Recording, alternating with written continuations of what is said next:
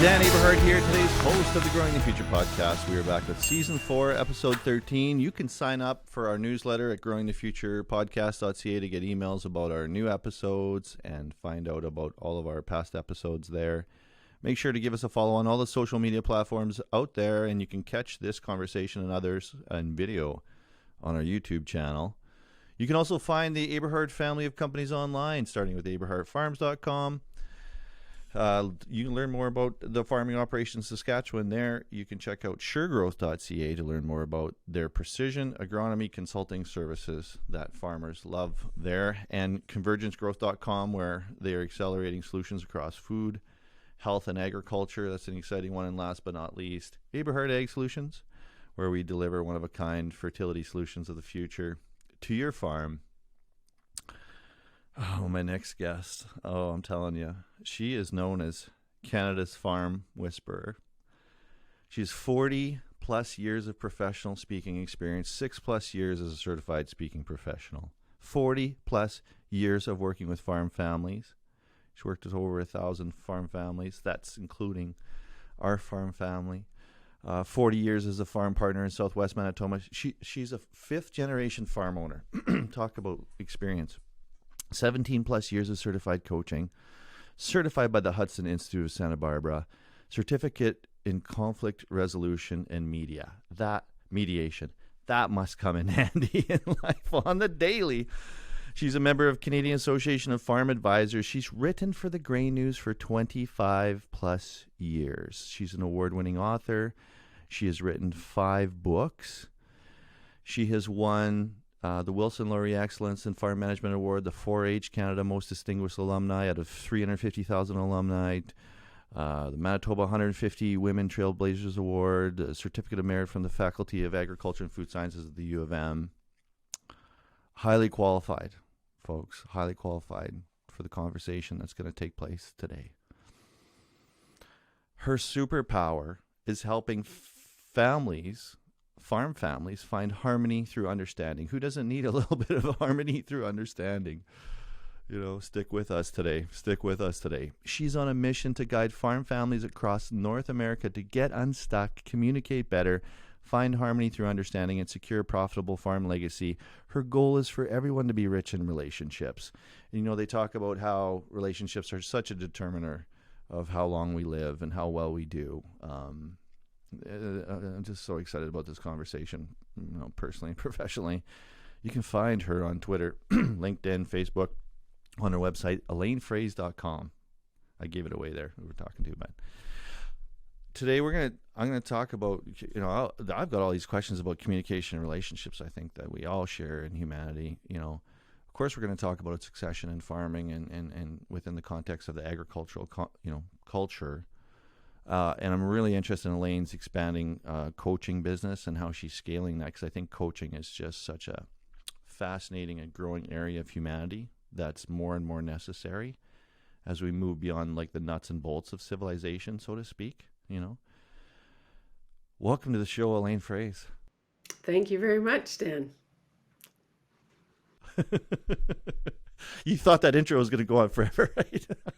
I think your listeners want you to jump in and we'll just explain right from the get-go that I'm adjusting from a cold that I inherited from my grandson, so my voice is very different, but I'll do my best. That is no problem, and I'm just glad that you could join us today. We were going to do it yesterday, but you were under the weather, and I was just like, I have to wait one more day to ask Elaine these burning questions. That's okay. Let's just jump in. Delayed gratification. So my first big question is, and because everybody knows you so well, I just want to get to the meat of it. Elaine, why are relationships so hard?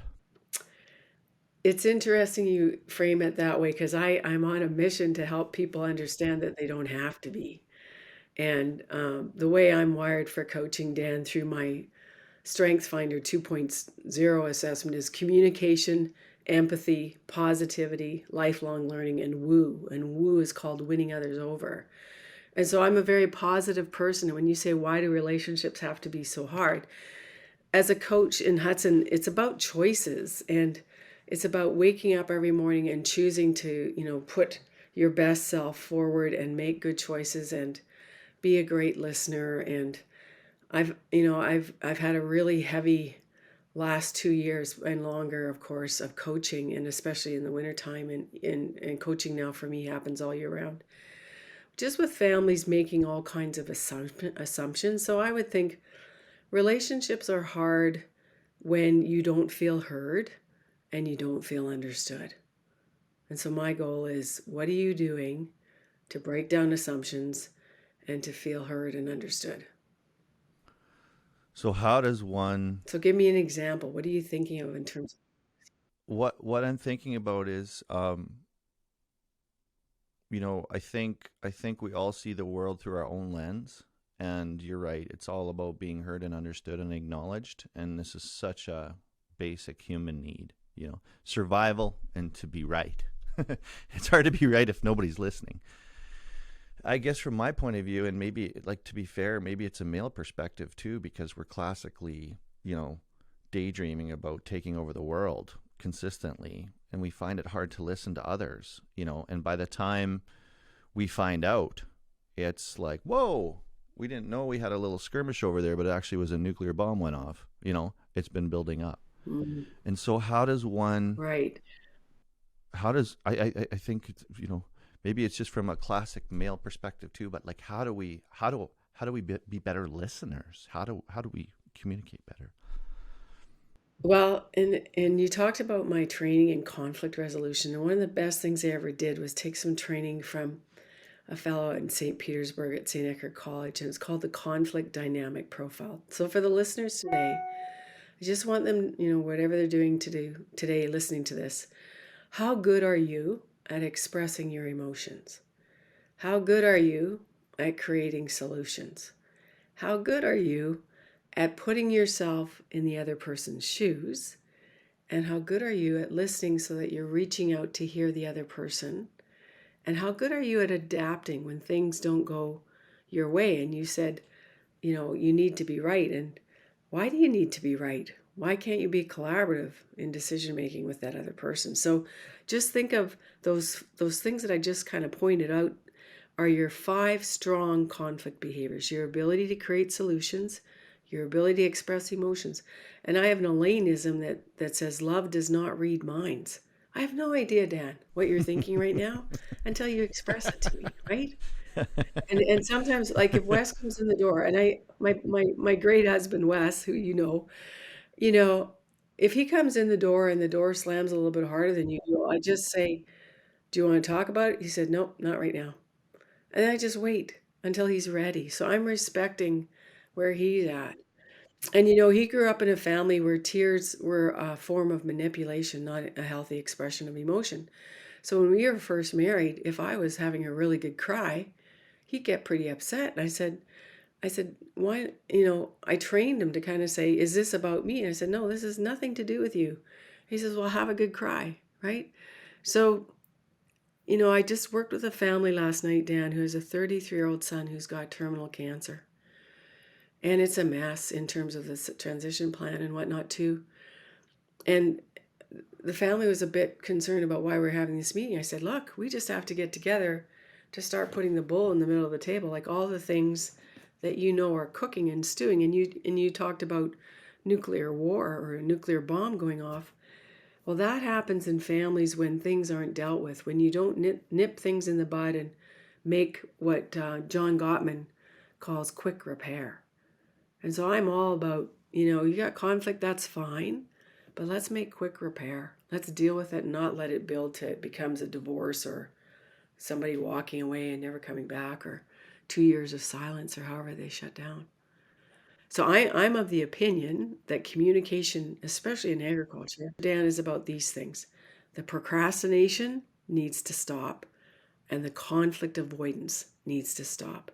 And you change those 2 habits on your farm, you're going to be unstoppable, because you're going to get answers and you're going to understand where other people are coming from and what other people want. What I find interesting is you said don't avoid conflict resolution, but we're not avoiding the resolution, we're avoiding the conflict. And I think on the daily, we all try and keep the peace, and we often don't know where the other person's coming from. But that's what But why? But why? I feel like we're not asking the right questions, and we're not paying attention. Yes, exactly. There's a great book by Marilee Adams called Change Your Questions, Change Your Life. And that's why you said in the introduction that coaching is a very powerful thing. And why coaching is so powerful is because you keep drilling down by asking questions. That's a fascinating point. Because with coaching, I find it almost kind of frustrating, but whenever I work with coaches, because when I hire a coach, it's like, give me the answers. Give me the answers how to run my business. Give me the answers how to be great in my personal relationships. Give me the answers on how to do my budget and handle my money, and give me the answers on how to be personally more productive. But the darn coaches just keep asking you questions. They want you to discover what you already know, Dan, that you're not paying attention to, right? So So why change your don't we pay questions. attention to the things that matter? Because here's the problem, Elaine. We you do all these things in a certain area, and you're giving yourself credit. And maybe for farmers, let's just paint a picture like, oh, I get up at sun up, and I work till sundown, and I have all the pressures of the farm, and the community, and my family, and the weather, and everything that's happening geopolitically in the world is on my mind, and markets and everything.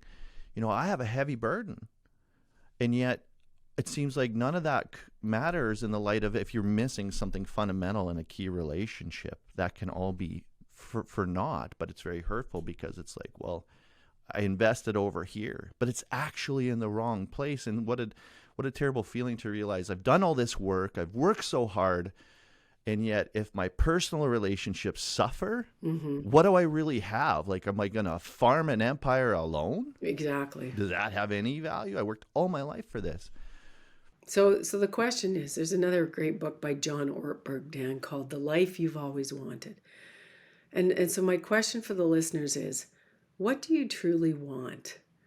And Ortberg was very concise. He wanted to be rich in relationship and rich towards God. And he knew, quite frankly, that when he died, he wasn't taking it with you. So you're building this lovely agricultural empire of a 10 or 15 or 20 or $30 million farm. And that's great. That's your business. But that circle over on the other side, which is the family circle, it needs love and attention. And I have this gift of letting men cry. And I have these 30-year-old men. One week I did 2 calls where these guys were just weeping. And the reason they were weeping, Dan, is because they're young men and they have really loving wives and they have beautiful children.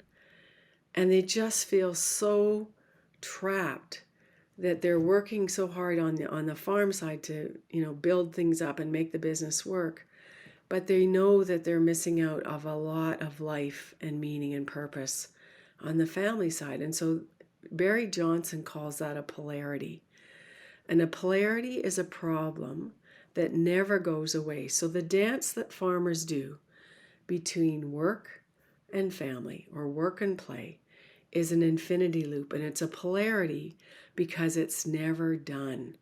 And in agriculture, we wake up every morning to a new challenge, the geopolitical ones, the markets. I'm on a WhatsApp group right now that's very interesting where, guys are always talking about how they're managing the markets and different things like that. And so that's the business side. But at your core, as a coach, I want to know, what is it you truly want? And most people want to love and be loved and be rich in relationship, but they're not getting that and they're so frustrated.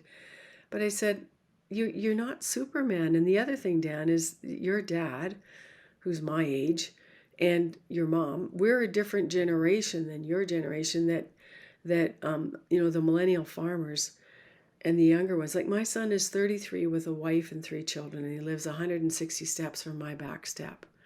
And it's lovely having them that close. But, you know, just as an encouragement to your listeners, I take care of my grandchildren so that my son and daughter-in-law can have date night, because it's really important for them to stay married. And it's really important for them to be a couple. And we have all these different roles. And so just on a practical side, because I want this to be practical for the listeners, is how are you taking care of yourself mentally, physically, emotionally, spiritually? How are you taking care of your couple? Like whether you're almost married, which are those people living common law, or the people who have significant relationships, or even single guys age 44 listening to this. And I'll give a shout out to Ryan because that's my 44-year-old single friend. They all have different lifestyles. And then you have family, right? You have young children or aging kids. And then you have work. And work is a dichotomy because work is the farm. But work for me is also my coaching and speaking and writing practice. And then you have friends. And with what we've just experienced in the last 2 years, we lost a lot of connection with friends. And then you also mentioned before community. So those are your 6 key roles that you need to pay attention to each one of those roles. And Patrick Lencioni calls that the frantic family. And he's a big believer that, what's your rallying cry for the next 3 months? So this is July, August, September. In these next 3 months, don't think about the next year, the next 10 years, the next 20 years. That's too much. Chunk it down.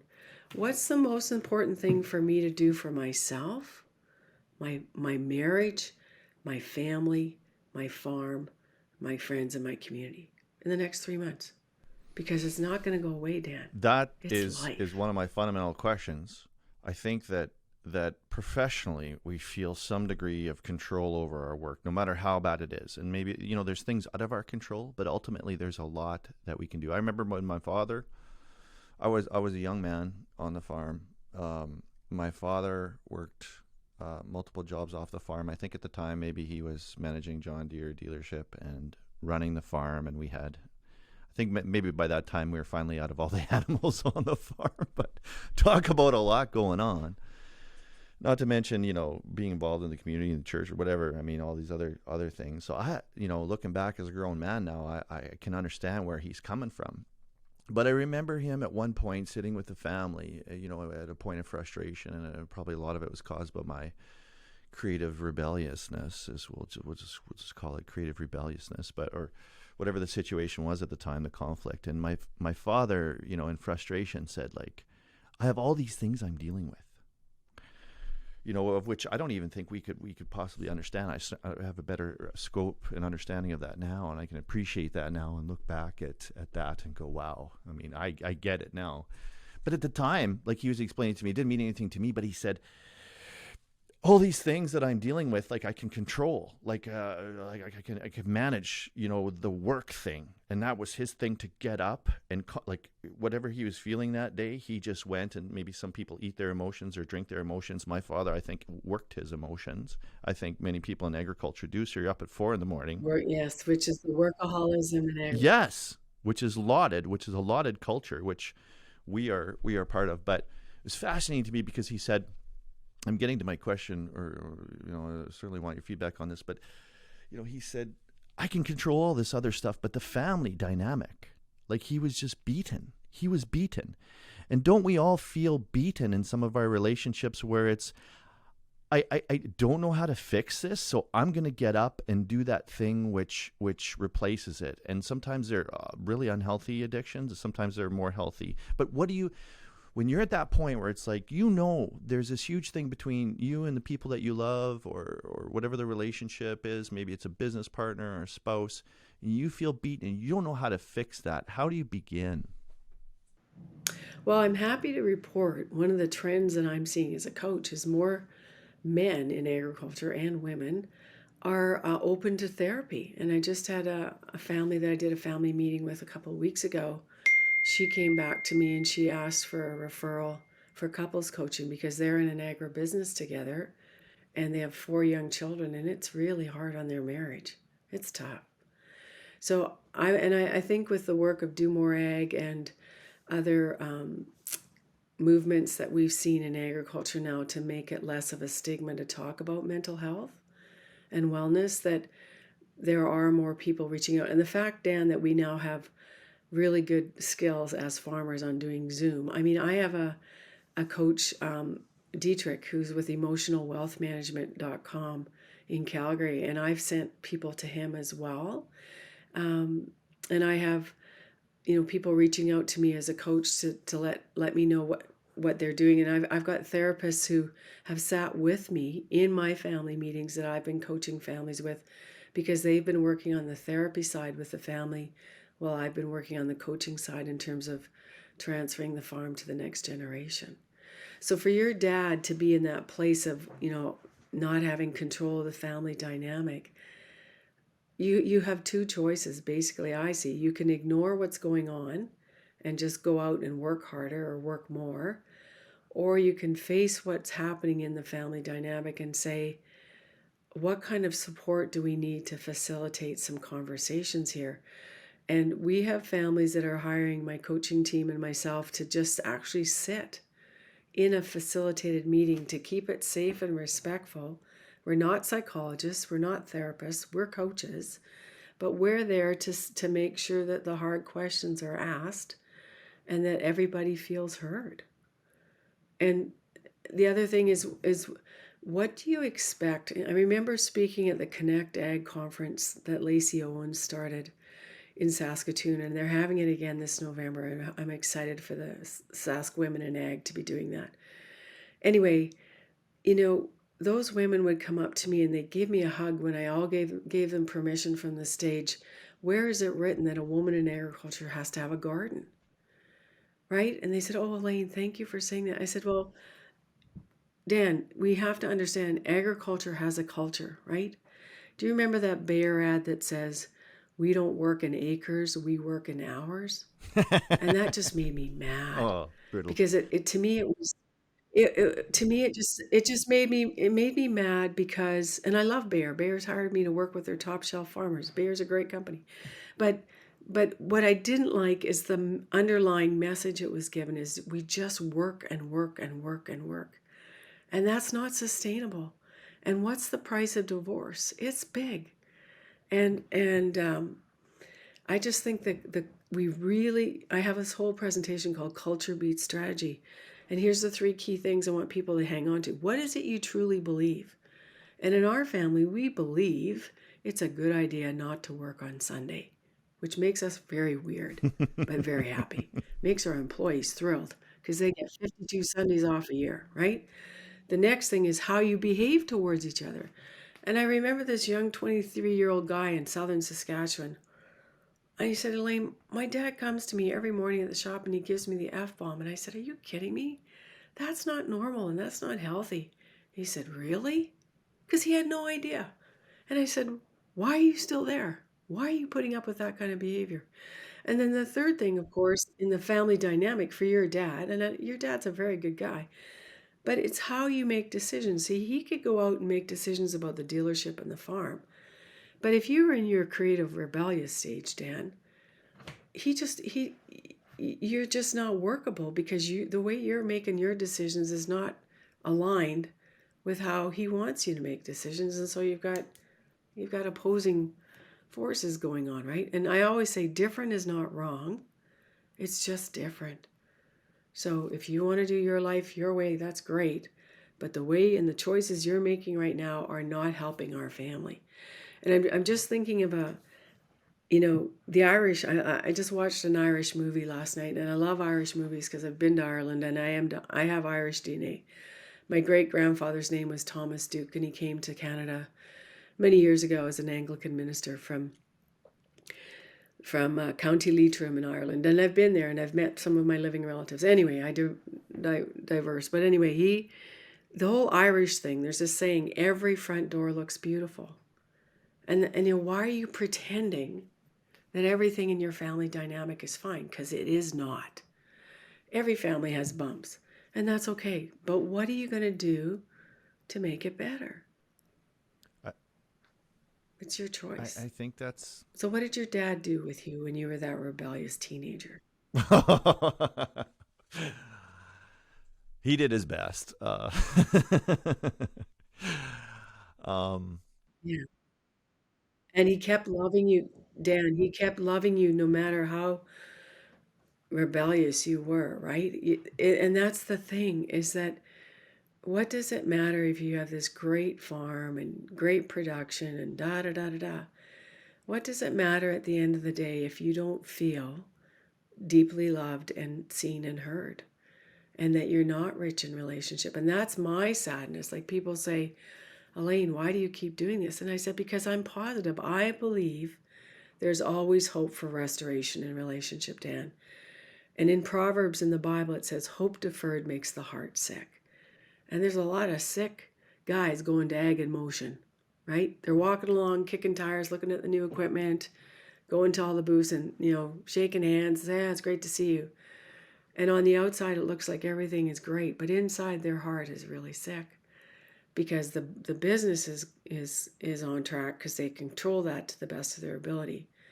But what's not on track is the family relationships and dynamic, and they don't know what to do. Yeah, it's really interesting that you asked about what when with Harvey there. I think that he did the best that he could in the context of the situation that we're in. But when I think back, like, to be fair, a lot of the things that we're discussing now, there was no culture of improvement when it came to conversations about health and well-being. There's nobody saying, like, it's okay to take some time off. It's okay to scale things to where you have other people that can do things. It's okay Yeah. to focus on these areas of your family that actually pays dividends, where I could see how he showed that he loved me and he cared about me in ways that, to him, he probably had a catalog of things. Well, I did this and I did this and I did this and I did that, and I worked really hard, and I gave Dan a platform to farm in the future if he wants, and all kinds of things. So he's got a catalog of things that he thought that counted. Unfortunately for me, as his son, I guess, I mean, those things didn't necessarily have the same value. We talk about love languages, and I think, getting back to Yeah, one of my I was just original gonna say. points too, it's like, man, it's in my life too now where I feel like, hey, do you have any idea what I try to do and get done for everybody in a day? Not, and yet when you miss the mark with somebody and they're like, you failed me, you're like, what? You get defensive quickly, right? Because you're like, I'm trying. So Dan, what's the model of forgiveness in the Aberhart family, right? It's so you mentioned love languages, and I think that's another practical tool for the listeners to really get. My love language is words of affirmation and meaningful physical touch. My husband's love language is acts of service. My son's love language is quality time, and my daughter's love language is gifts. And so it's really important to understand that we're not all the same, right? And that's why I said different is not wrong, it's just different. But my husband, you mentioned he's so task oriented. You mentioned something and bang, it's done. And like even moving the garden hose. I've got this really heavy garden hose that I need to move to the other side of the house. And I just ask once and it's done, right? Acts of service is his thing. So Gary Chapman has sold multi-million copies of his book, The Five Love Languages, for that reason, because it's another powerful way to give the other person what they're needing in the language that they understand. So Dan, for you now, where you're at in your journey, what is helpful to understand in terms of letting other people know what you're really thinking, feeling, needing, and wanting. So when we do these meetings, one of the standard things I often say is, can you use this as a sentence to help you express yourself? I think it's time that we carve out some time to really talk and hear each other. I'm feeling like our relationship is on coast. I want to know what you're needing that you're not getting, and I want us to stay married. Okay, so I think, I feel, I need, I want. And that's when, I ask lots of farm guys, what is you really truly want? And they'll look at me like the deer in the headlights and they'll go, I have no idea. I've never stopped long enough to really think about it.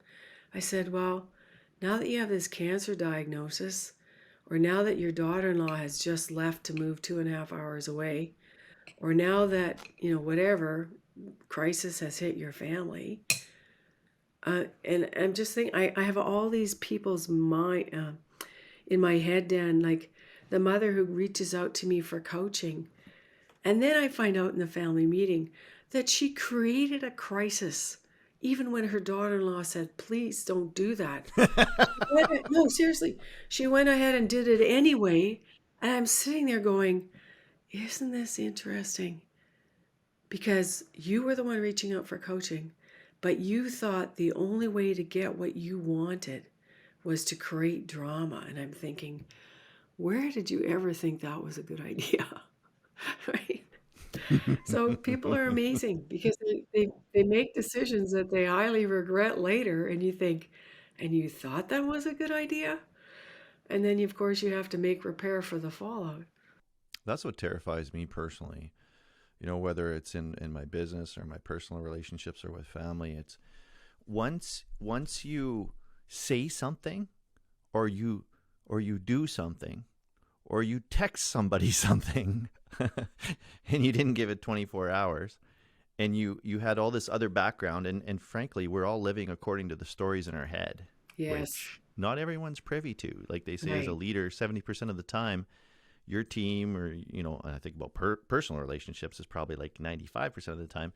Other people don't know what's in their head because they're thinking about themselves too.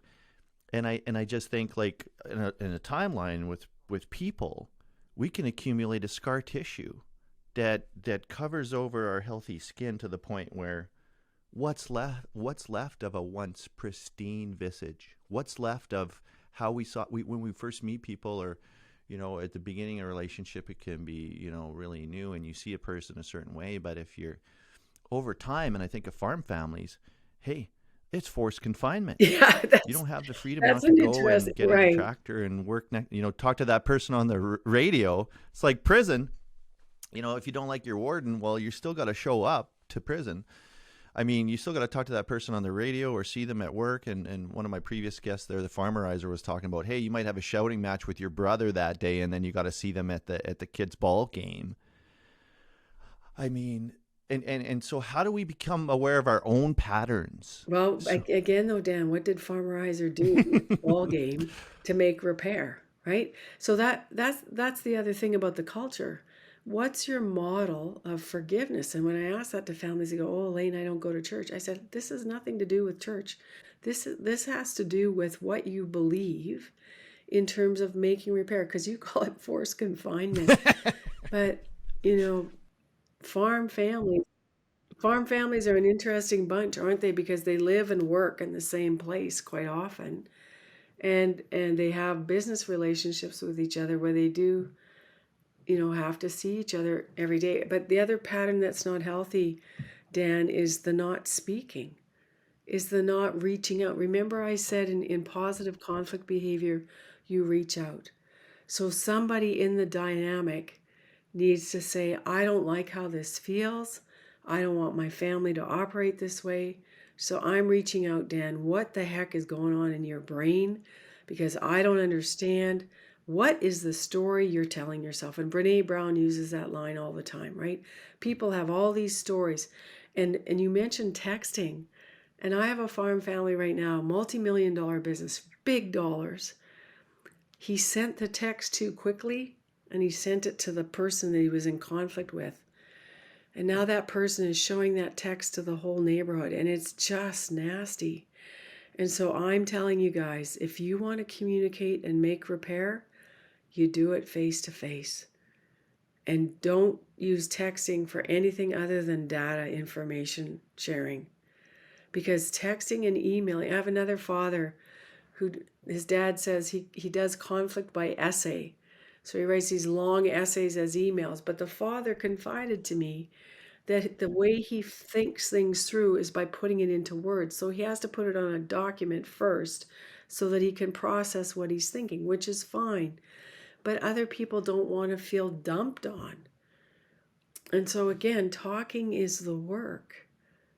And listening is 80% of effective communication. okay, so right there, we do that. We send that text. We write that email. We dump on that person. We walk out. We give people the silent treatment where they've hurt us. We're going to hurt them because we're in this place where we have these unresolved emotions. And living with that pain is so difficult that in order to try and resolve it, You're going to take the action that you think gets a result because you don't have the strength and the fortitude and the will and the tools, to be fair, the tools and the understanding of yourself to take 24 hours, to take a walk, to do a meditation, to get some exercise. Cool down. You know, hopefully it's not, you know, placate yourself with alcohol and drugs or whatever lots of people do, or just, you know, run off excessively or whatever. But how do we live in that gap? Because sometimes it takes time, and, you know, the emotion will always bleed out of a situation if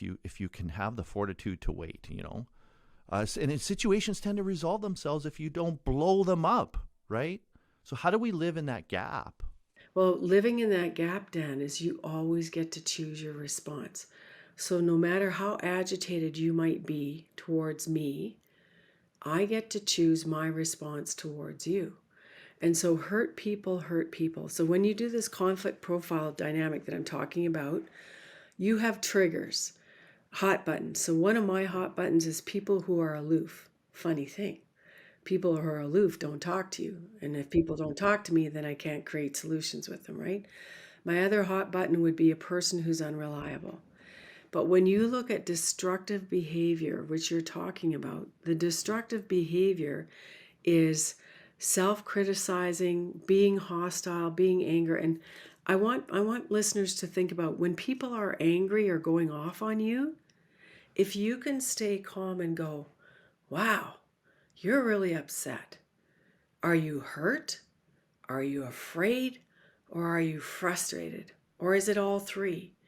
And that's based on the work of Dr. Dan Allender, who wrote the book, The Wounded Heart, which is actually about child abuse.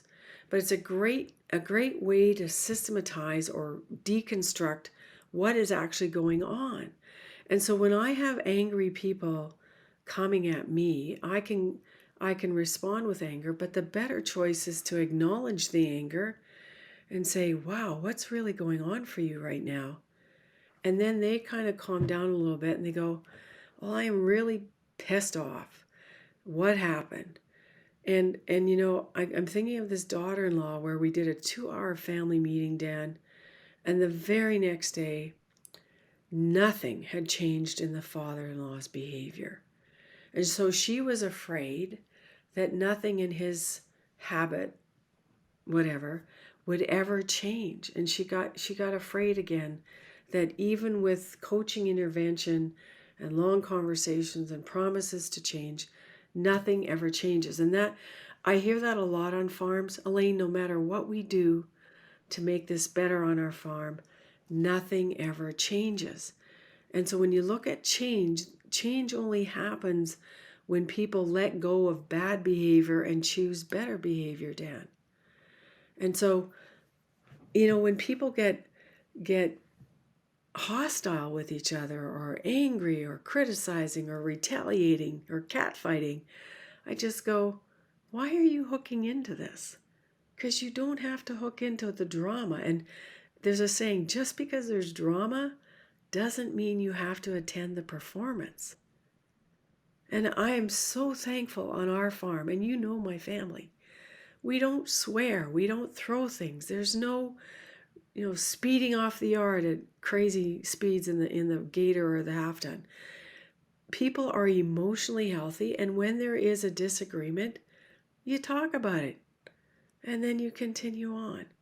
And I've actually had some readers say, Elaine, can I get adopted into your family? And I say, yes, adopt the culture. Choose a different culture. And you see, between the stimulus, Dan, and the response, there is that gap that you're talking about. So take time in that gap to choose your response. You get the behavior that you accept. So how to communicate to the other party in a productive way? Like I feel like, you know, when you're in those situations, they're looking to resolve their issues too. It's just that you aren't Right. aligned. Like they're coming at you because they have this issue. They're trying to resolve their emotion. You want to resolve it too, now that you're being attacked. But what's the productive way to explain to this other person? Like, I'm not trying to give you the cold shoulder. It might be different for different people. But for me, like, I now know myself well enough to know, like, I can't decide anything or communicate anything or do anything until I've taken 24 hours. And then at 24 hours, I Yeah, might to respond if process. I'm in the right place to that business decision or that personal relationship. I'm not saying I'm perfect, but how do we let other people know? Because I think sometimes while it's like, whoa, I'm really hurt or I'm really pissed off. I need to go deal with this. But they're still looking at you like, well, what? Well, what? Hey, come at, like, there's a drama going on here and I just invited you to the play. Yeah. You play your part, like, come at, how do you productively say, you're a great employee, or I love you, and somebody in the family, and walk away and take a bit of time. Well, I think, Dan, there's this other thing in conflict resolution called intent, action, effect. And intent is in your head. So is your intent to hurt me, or is your intent to give me an answer? And your intent is to give that other person an answer, but you need 24 hours to de escalate, to calm down, to think through what the proper response is. So that what the other person needs to hear is, I need time to cool down. I'm not going to give you an answer until tomorrow before lunch. I will give you an answer, but I need you to respect the time and space I need to process how I want to respond to this. And so you're not flipping them off. You're telling them that you're going to give them a response, but you're also giving yourself that time and space to create your response and to process what you're thinking, feeling, needing, and wanting. And the hardest part that I see in agriculture is brothers farming together who have wives and families, and they've been thrust together for whatever reason into this business partnership and relationship. And it's okay when they're younger, but it gets more complicated as their children reach 20. And it's super complicated when their children are in their mid 20s and wanting to be the next generation on that business. Because cousins do not farm well together. It's just a fact. The other problem is you've got this very complex ag business now that's worth millions. And how are you going to separate it into two different entities so that each brother and their spouse, who's also involved in the business, can be in control of an entity that builds equity for their family? And so, when someone is dramatic on a farm, you may think it's about a particular conflict, but really it's much deeper, because it's that fear factor of, I'm getting older, my kids are getting older, my dad and mom are not letting go, and I'm feeling, like you say, in jail or in confinement, that I don't get to have power over my own destiny. So the perfect storm is the 40-year-old son and the 63-year-old father who are not clear on what the plan is for how that equity is going to transition down to the next generation. And then you add a brother to the mix, and then you've got a really hot conflict triangle going And on. wives and kids. Yep. Who may or may not want a future on the farm. And, I just had another coaching call this week with two brothers, really nice guys. But they said, Elaine, we're done. Like, we're 26 and 20, and one of them's going off to be a firefighter. The other one is thinking of something different. But just the workaholism that they see in the father, and the control of the grandfather for way too many years, they don't want that lifestyle. And the other thing, Dan, they don't want the isolation of living in an area where there aren't that many other young farmers. So, it's an interesting culture that we're in, right? Because we're an agricultural business, but that other ring, that other circle, I have these baby rings that I always use with my families, is that family circle where the heart stuff is. That's the foundation to everything else working. So if this family dynamic is not in a good place, it's obviously going to affect the management and the ownership of the other circles, right? But there's a lot of accountants and lawyers that don't want to go into that family circle. And there's a new alliance now called the National Farmers Wellness Alliance, with therapists who are really working hard to develop agriculturally, they call it agricultural informed therapy. so that when you go to a therapist, they actually understand how agriculture works. Well, it's such fascinating perspective, and I Are think you hopeful, Dan? well, I was just thinking, when we wrap up this conversation, it does give me a lot of hope, and I think we've come so far. And hey, there's no way in my father's time that he would have had the opportunity to have a podcast with a coach, to talk, virtually, virtually over the internet, to talk about these situations. And now we can. Now we have the tools, and people are writing Yeah. books and making Yeah. speeches and having conversations, and I think we're all becoming more self. Each, when I think about how much better my father did than his father, how my grandfather handled things by throwing things, and there's a lot of extreme anger, and it's framed in the Mm. context of, well, that's where we're vulgar German, we're vulgar German farmers. Like, it's almost like it was accepted at the time, but we've Oh, come so far. So when you ask, are you hopeful? But I was thinking about that heart ring when you presented that, and we can talk about it in whatever context we want, but we want it to resonate with people on a personal level, but also professionally. What is the effect on your business and your perceived net worth, your collateral in life, when your home life yeah. is a battlefield, Mm-hmm. and you go to work, and maybe you're traversing your field, or you're cleaning your tractor, or whatever it is, or you're in agribusiness, or you go to do your sales, or whatever it is that you do in life. But it's like, this everything that I built up feels completely devalued when I don't have health and wealth in my personal relationships. It means nothing. And that puts the context of all of our blood, sweat, and tears, especially, like, we as men totally associate all of our value in life to what we physically build as a business, and our wealth. And so then it's like, well, what's that worth if you wake up one day and that has no value because your son or your brother or your wife has effectively left you in the relationship, or the relationship's broken? You're like, well, now what did I work for, and why am I working? And you're emotionally crippled, and you're working in anger, and you're probably making mistakes. You're not, like, the effect on productivity, and not only productivity and profitability, but how we perceive the value of the net worth of everything we've worked our whole darned lives, that we put all the importance on to spend all of our time at for the last 40 years. Right. And there's You know what I'm saying? Ralph Waldo Emerson has a quote, and he says, "Your health is your wealth." And the health of the family is huge, right? And what does it matter if your net worth is north of 20 million if your kids don't even want to spend time with you, and your wife is gone, or your spouse has gone off to do other things? So we obviously, everybody has a different value system, but you also made an important point, Dan, that I think farm guys need to think about. Who you are as a person, your identity, is not connected to being a farmer.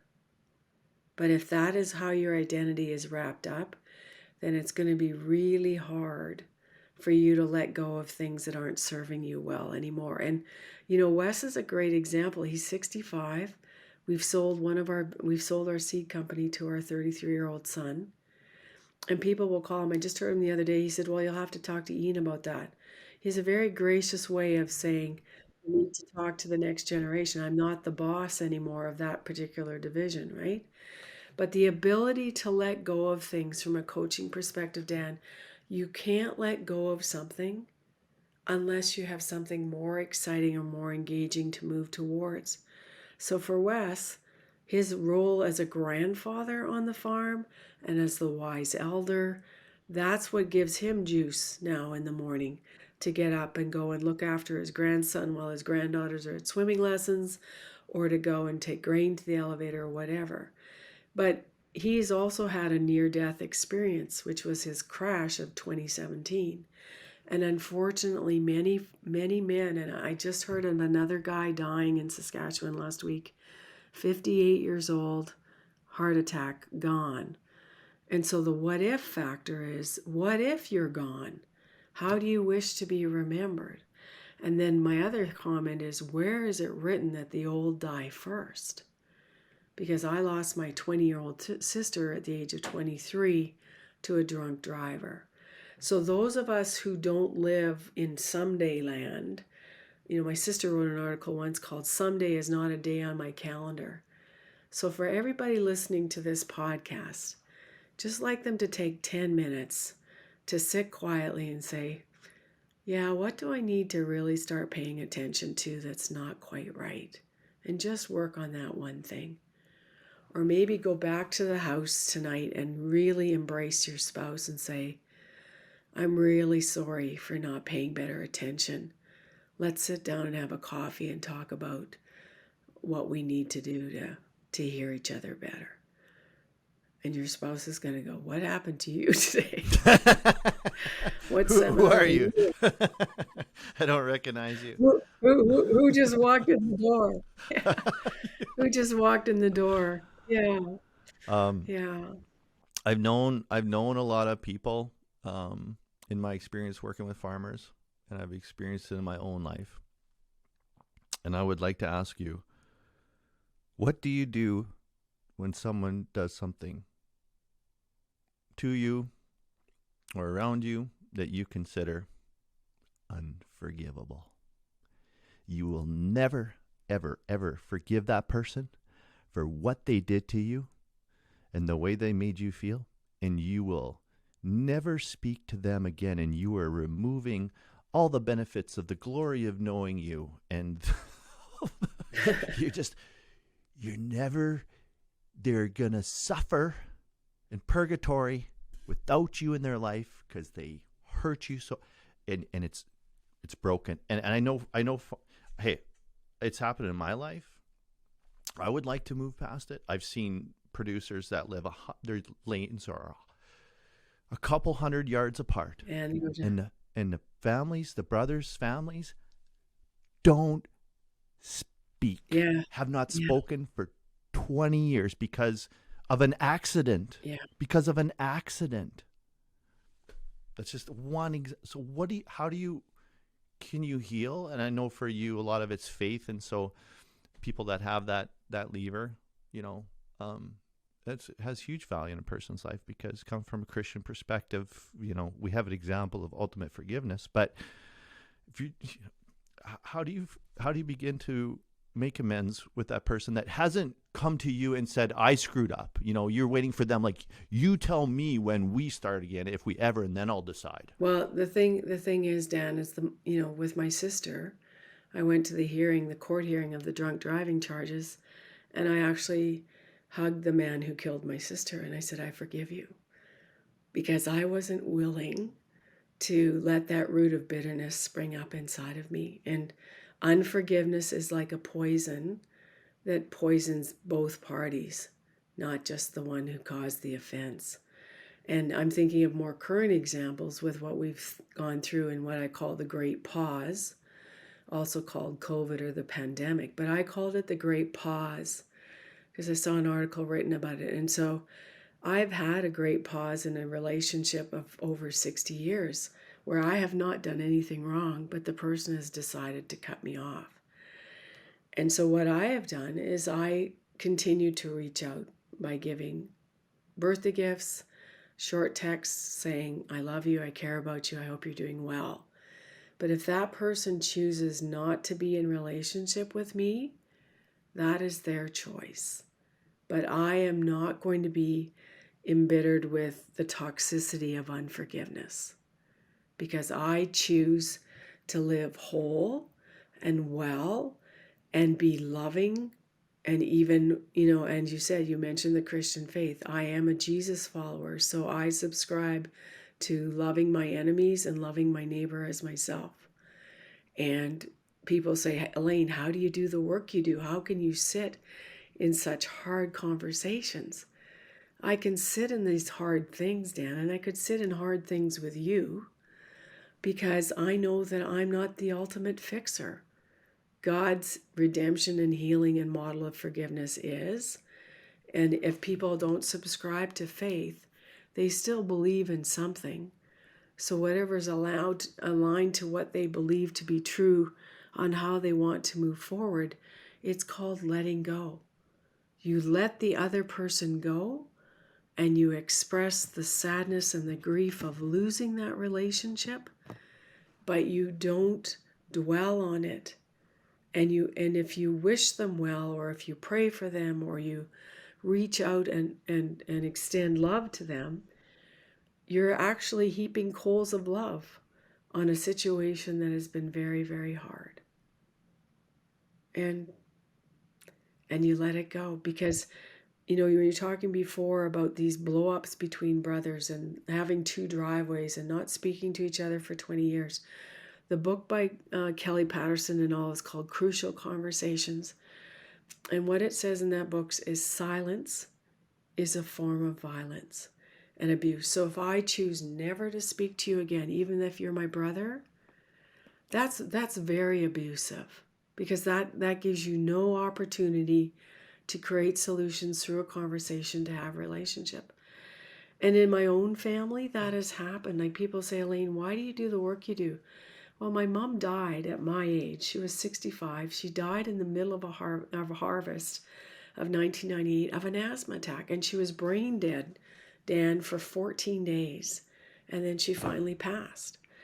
My dad got Alzheimer's, and he died and was in palliative care. So I've had all of these personal situations where I've had a lot of practice to live with things that happen unexpectedly. And you have two choices: to accept that that's what happened and what you can learn from it, or to stay angry and mad. And the families that have all this anger built up, all of that energy that they're dwelling on conflict is sucking away the good energy that they could put towards healthy relationships in the family circle, or the good energy that they could put towards running a business well. And I call that distracted management. We have so many distracted farmers right now. They put all the focus, like you say, on building the business, but they aren't paying attention to their own well-being emotionally and to the relationships that feed them. And again, these brothers who are fighting, they've chosen that. And I've coached families, that are now part of my coaching team, who've had to walk away from toxic farm relationships, and they use that energy of what they've learned from their own family of origin to help other farm families. So really, it's a gift to oneself. Yeah. So you can use that negative energy. It's a gift to oneself to take those actions. That really, it's about you, and not about them and how you think they should behave. Incredible conversation. I mean, but you need to acknowledge the hurt. Yeah, you can acknowledge the hurt. And people, I think farmers, I really am thankful when I have farmers weeping in my coaching sessions, because they go, "Oh, Elaine, I didn't mean to cry." I said, "Please do.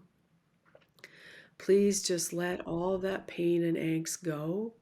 And I'm not a counselor, but the whole, what happens in your brain, Dan, when you cry, is the chemicals actually make you feel better. That's why crying is a good thing. And the ability to express emotion, it just means that you're grieving something. And then they'll say, "Well, Elaine, nobody died." I go, "Yeah, nobody's died, but you've lost a lot of things." And in agriculture, we know what it feels like to lose a crop to a hailstorm or drought or whatever. We know the production side.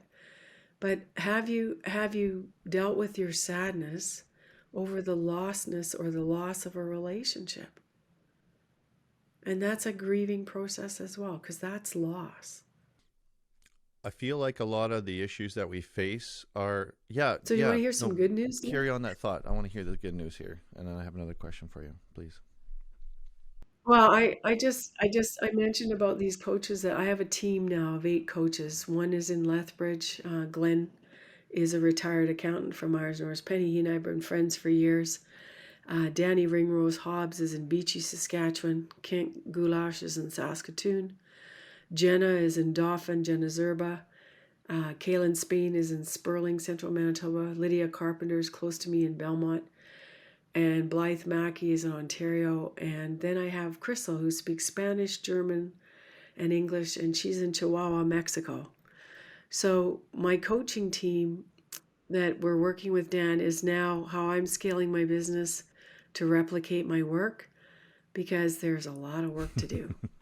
And if I was to die tomorrow, like my mom did at age 65, farm family coaching would continue on. So that's what I've been working on during this great pause, is developing my coaching team.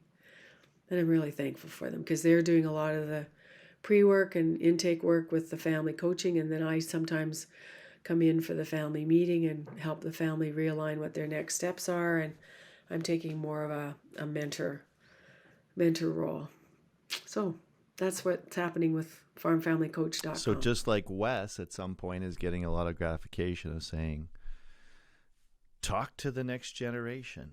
I'm here for support. I'm going to enjoy time with my grandkids. You're also saying, hey, talk to the next generation. And of course, I'm sure you're not slowing down at any point yet. But what a way to scale your efforts! Congratulations. Well, I love to speak, and I love to use this podcast as a shout out.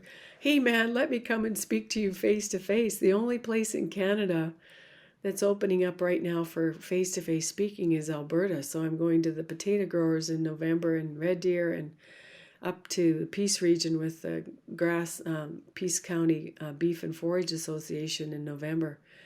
And I've done a lot of speaking this winter in the US, Dan, because of course it's a different world there.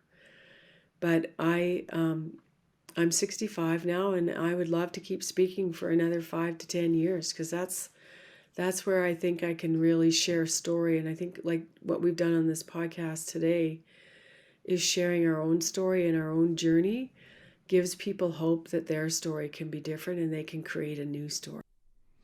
So to wrap things up, I mean, I have a whole bunch more questions. We could talk, I mean, but this feels to me like a series of sessions over years. Well, we can make another podcast. You could just listen to. We just call it the therapy sessions with Elaine Froese. But that's okay. I can be your coach on call. Yeah, no, it's really exciting. If the listener has unresolved issues with someone, if they're hurting, if there's been a fallout, if there's been anger, if they're not being served in a relationship, if they've been deserted or betrayed, or some things that you would perceive to be completely unforgivable, and you're feeling empty and lost, and let's face it, this is a survival issue for people. Because if you get to that point where you've worked all your life to build something, and then you realize it actually is an empty vessel, void of any love and people that count, as you get older, your will to live goes to zero. In fact, you may want to take your own life. We see a lot in multiples, much greater than a lot of other areas, just because it's such a lonely profession. What would you say to the listener right now who's got any degree of that on the spectrum? What would you say to them right now? Well, first of all, you're not alone, and you need to go and see your doctor. I am a postpartum depression survivor, Dan. I spent most of 1984 in a psych ward with the worst case of postpartum depression my psychiatrist had seen in 21 years of practice. Been healthy for 37 years, and I don't take drugs for depression. So my first thing is, depression can come from 7 different ways, and one of it is circumstances.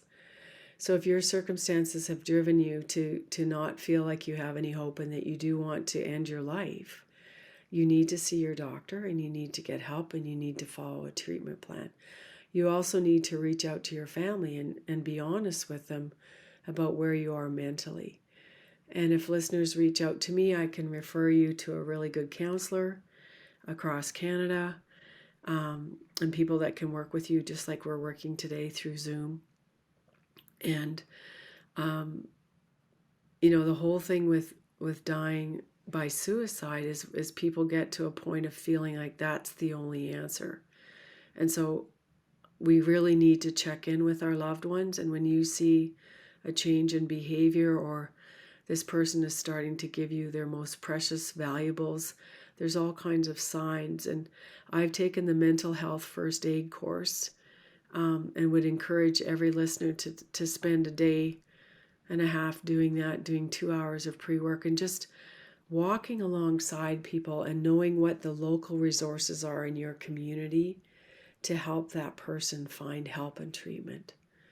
So be aware and ask questions and be willing to walk alongside. Well, God bless you, Elaine Froese. You're such a special person, you know that? And I really appreciate you. Well, I thank you, Dan. It's good to have a relationship with you and your family, and also know that, with the things that Terry, your brother's been doing with Strategic Coach, and, you're also a family who's reached out to different advisors to help to do things differently and better. And I have a business coach. I mentioned Dietrich Demaray with Emotional Wealth Management, who I've gone to, in periods of trying to understand what's going on in my dynamic as well. And I just, I guess there's also another cultural thing in agriculture that we need to debunk is, where is it written that it's a sign of weakness to ask for help? And it's not. So it's just really important that we know what resources exist around us. And for me, it's a blessing, Dan, to know, if someone comes up to me 5 years later, and I just got a text this week from a hog farmer in Ontario. He says, Elaine, I have good news. My father has finally retired, and I'm now in business with my best friend. And so he's in a happy place, but he didn't know how he was going to get there. And remember, I said every front door looks beautiful. And a lot of people in agriculture may be on the cover of Country Guide, but their businesses might be going just swimmingly. But I go, oh, that's interesting, because many of them have a farm family coach who's trying to help them with the conflict and communication that's going on beyond the front door. So don't assume that you're the only person who's going through a hard time. Know that you're not alone. Reach out for help and ask better questions. And remember that it's your farm, it's your family, and it's your choice. So go out and make good choices so that you can find that harmony through understanding.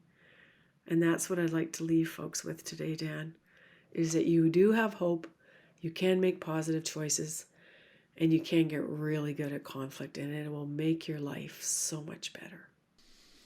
Man, if a person could have mastery in one area of their life, what would you choose? Love. And if you're really smart about it, you probably choose relationships. Yeah. Yeah. Because everything else is relatively easy. And it's interesting to look at what, right, but also, Dan, to look at what your values are. I just redesigned my website. And for all the listeners, if you just go to farmfamilycoach.com/gifts, I've got free gifts for podcast listeners. But my as part of doing my website, my values are on the website. And my highest value, Dan, is relationship.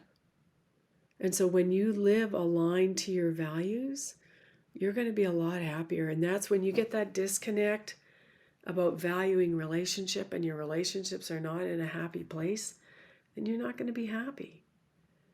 And if you value relationship, then you will drop things. You will make people feel important by being connected to them. Well, I just, people are listening to this podcast on their smartphone likely. And I'm thinking, would you please use your phone as a phone? Would you please just pick the phone up and have a conversation and hear the other person's voice? Like all through the great pause, Wes was teasing me. He said, you've taken over every room in this house. Is this now your phone room? And I had his mother's rocking chair in our spare room, and I'd be sitting there on my phone at 8 o'clock at night during all those times of lockdown and isolation. And what was I doing? I was talking to my friends all across Canada. because even though we couldn't see each other or be together, I was still going to be connected to them on the phone. And I said, oh, these millennials say, oh, Elaine, we don't pick up the phone. I said, I know you don't. I have to text you first. It's annoying. Pick up the phone, people. We have to Snapchat you to get a hold of you. Reestablish connection. Hear the other person's voice. Let them laugh with you. Let them cry with you. Be connected. There's no reason, Dan, for farmers to live or suffer in isolation. Pick up the phone. Well, and it just makes me reflect on how I came to this conversation with the story and the framework in my head. Like, relationships are extremely hard. And when you come out the tail end of a conversation like this, you realize, I'm not alone. I'm sure everyone feels like this. This is the human condition here on planet Earth. In the finite, there's violence, there's war, there's pestilence, there's famine, there's relationship hardships. But in that domain, we have tools, and we can get better at it. The problem is that I haven't been paying enough attention, putting enough work. And you can get a car license, although it's harder than when we were young, thankfully. But you can get a car license, you can have a baby, you can go get married. Yes. There's very little requirements or training or infrastructure for that. It's just like the biggest things in life. Like, you can live wherever you want, you can marry whoever you want, you can have babies, you can drive a car. But I mean, those are really big choices. And understanding who we are, becoming self-aware, having tools to deal. Okay, if I have this issue, I know I need to do this work. And sometimes it's just like probably taking a walk, not sending that text, sitting down and just listening to that person till they're finished instead of respond. I mean, but what an empowering thing, and what a fruitful thing if you could be at the center of all these healthy relationships, to the extent that you might have a crop failure, you might have, a deer antler goes into that, $5,000 tractor tire. You might have your shop blown away by a tornado, but you still have Elaine in your life, or your loved one, or your brother. And what a better alliance than have to be aligned with your spouse and your brother and your father and your extended family, your cousins, your community on earth. What a better thing to be aligned, and what pain is caused by when we're not aligned. So people like you, and this coaching thing, man, I love this space. I love technology. I love, being environmentally friendly fertilizer, but this coaching thing is just going to become bigger and bigger. And what you're doing just has so much room to run, because the need for this is just so overwhelming. And I just can't imagine anyone listening to this, even outside of agriculture, and not really having this resonate and want to learn more and do more. And if you don't, I feel for you, because you're just closing yourself off to like a wealth of goodness that can occur when you have these really rich relationships that Elaine Froese is multiplying on planet Earth. So good on you. Way to go. And it's just awesome. And you're highly loved and respected by the Aberhart family. So thanks for everything that you've done for us, including, coming on the show and helping me, and helping all our listeners, get some perspective. And maybe this kind of thing, people listen to your words and are able to find a way to move ahead on something. And what a gratifying gift that must be for you as a person. Wes, I'm sure, enjoys keeping the yard tidy and seeing the crops coming, and grinding the heck out of a John Deere salesman. I think he takes joy in that, I've noticed. Oh, who wants us to buy it? Who wants us to buy a new grain cart? Did you know grain carts now cost $220,000 plus? I can't believe it. It's just really awful. Oh, it is so and I can mind-boggling. see the John Deere salesman go around the window. Well, and Yeah. to be fair, I think a lot of things get taken out on the John Deere salesman. But yeah, like, how do you make decisions like that if your personal life isn't healthy? So, but just like Wes likes to grow a good crop and keep the yard tidy and give the John Deere salesman a hard time, it must be gratifying for you and the work that you're doing. So congratulations. Yeah. Thanks for this time. It's been really special, Dan. And thanks to the listeners, and reach out and make good things happen. How should people best get a hold of you, Elaine? Pick up the phone and call you. Go to farmfamilycoach.com and you'll hit my website and fill in the contact page. We offer a free 15-minute discovery call with anyone who reaches out who would like to learn more about coaching and what we can do as a team to support your family to get what you really want. Perfect. Thank you, Elaine. Yeah, thanks.